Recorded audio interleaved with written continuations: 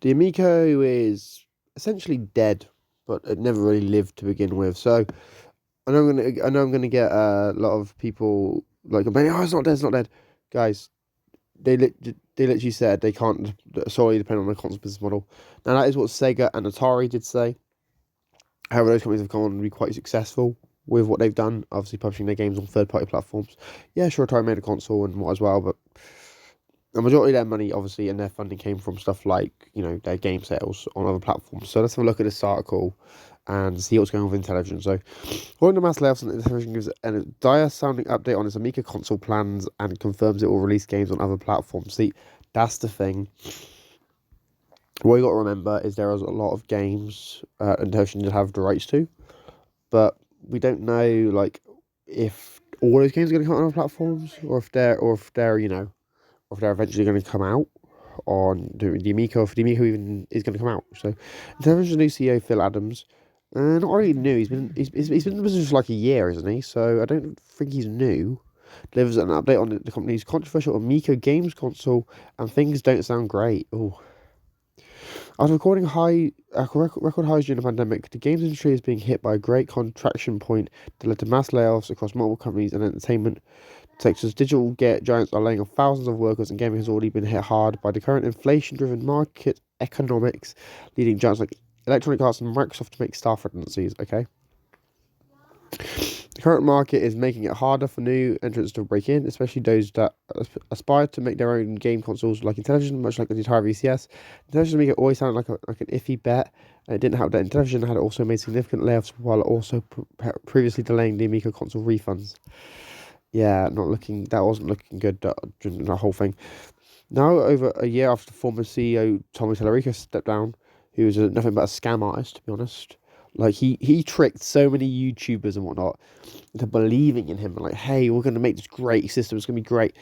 Where are those YouTubers now? Well, they've either rebranded or they've stopped covering Amico, or there's someone like DJC who is still blindly fanboying for it and doesn't realise what's going on. Intellivision has delivered a new update on its plans for the future. In short, the company says it can no longer rely exclusively on the Amico console platform, will now instead license its IPs out to third-party studios. Publishers was also releasing the Amico titles on other platforms like mobile.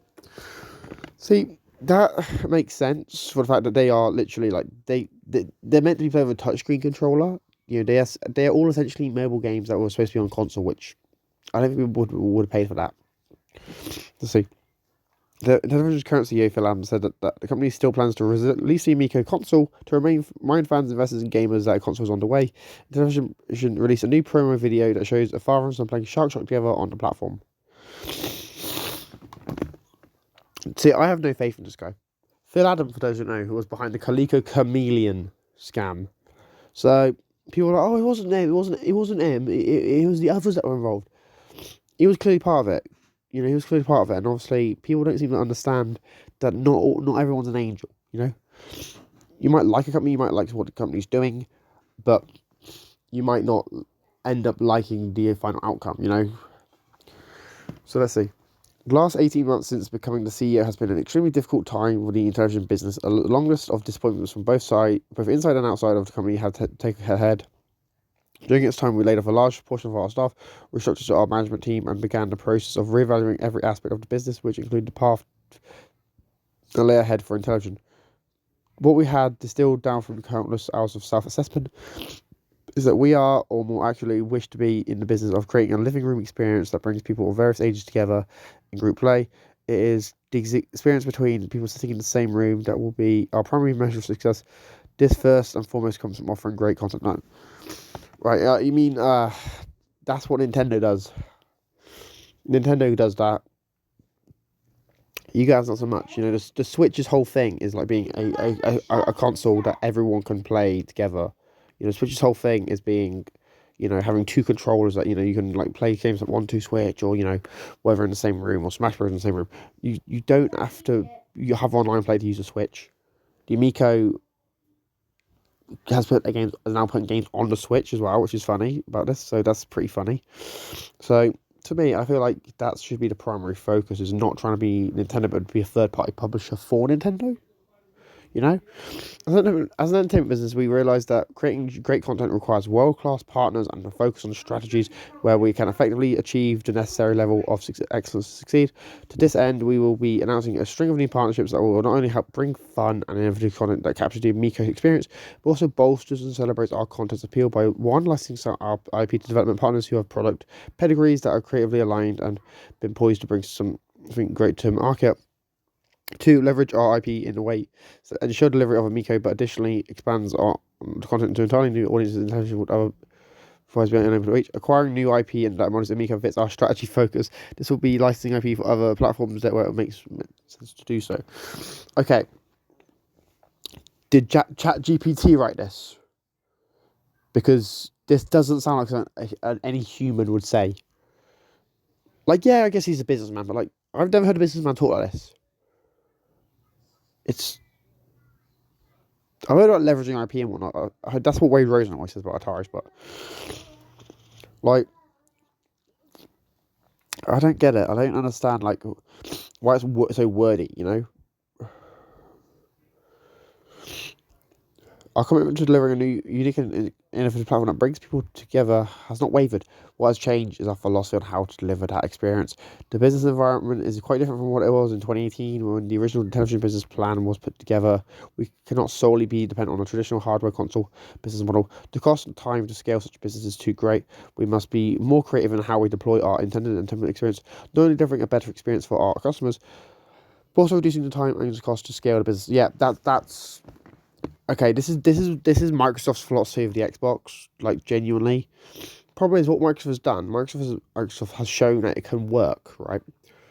Because obviously not all Xbox games are only on Xbox now. They're also like they've put like Ori on the Switch. They put Minecraft everywhere. They've put games on Steam. Problem with Microsoft versus Intellivision in this situation is obviously Microsoft has done legwork, and Microsoft was already an established console market player before they obviously, put their games on other platforms. That's just me. That's what I think anyway. Intellivision clearly hasn't got on. People say, "Oh, Intellivision was making in the 70s and 80s." Yeah, until the American crash happened, and obviously everyone kind of died off, and it was taken over by two Japanese companies. It's funny when you consider that Microsoft is the only successful currently standing American console manufacturer who is still making, billions from their platform a year. Because Atari's not, Intellivision's not, Magnavox isn't. It's quite a big yikes. We want to assure our fans that shipping a console remains a part of our product strategy. Sure, it does. The development and hands-on testing of our pilot units have been a successful step forward as a testament of this progress. We are pleased to share this video view of a firearm playing Shark on one of the pilot units in their home.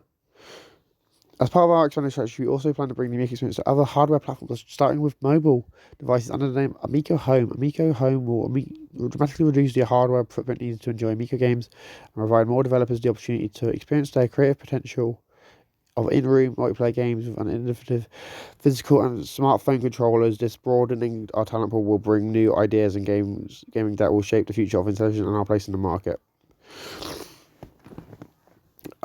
So you're making mobile games, which I don't think people play mobile games in the same rooms as each other. I'm pretty sure people just play mobile games when they're waiting for the bus, so don't bother. We're excited for this future and what it means for bringing the Amico experience to the public. Those who supported Intellivision early on helped set the foundation for all what we have been able to achieve. What have you achieved? What have you achieved? You can't say, well, what we've achieved, and then not go into say anything you've done. Because from my point of view, $18 million just evaporated. The console's not out yet. It's 3 years after its intended release date and still nothing. The games are now going third party. What have you achieved? Okay. And we are truly thankful to you all. In the coming weeks, those who maintain a deposit will be able to sign in and verify their spot on the priority list, the Amico Club list. The Amico Club list will be used as the primary mechanism to prioritize access to special products, early access to new games, and other unique offers. More details will follow. Again, we thank you for your patience and support as we chart a new course for Intellivision and establish our own unique position in the vast and vibrant video game industry. So yeah, Amico fans are going to eat this up and they're going to dislike this video and be like, screw you, you're wrong. I don't buy this. you know. I've seen a lot of game companies, you know, say this sort of stuff before, and then obviously they go bankrupt, or like they say this and then they sell out.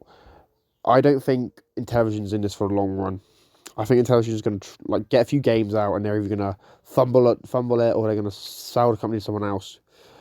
Probably someone who has been getting large investment funding to acquire libraries. You know, someone, for example, I reckon someone like Atari might go in and try and buy up some of Intellivision's assets, which to me would be perfect poetic justice. You know, because all the shade Tommy threw Atari throughout this whole mini console war thing between the Amico and the VCS.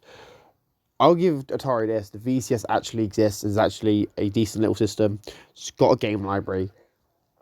And to be fair, I think Atari could do more for Intellivision's IPs than Intellivision can. So that would be kind of interesting for it to happen. Will it happen though?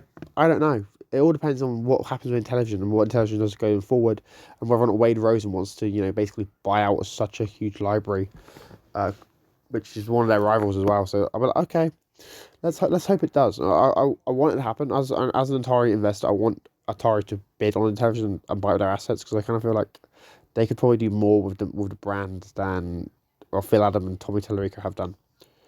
Anyway, guys, let me know your thoughts in the comments down below. Do you agree? Do you disagree? Do you think the Amico is now dead?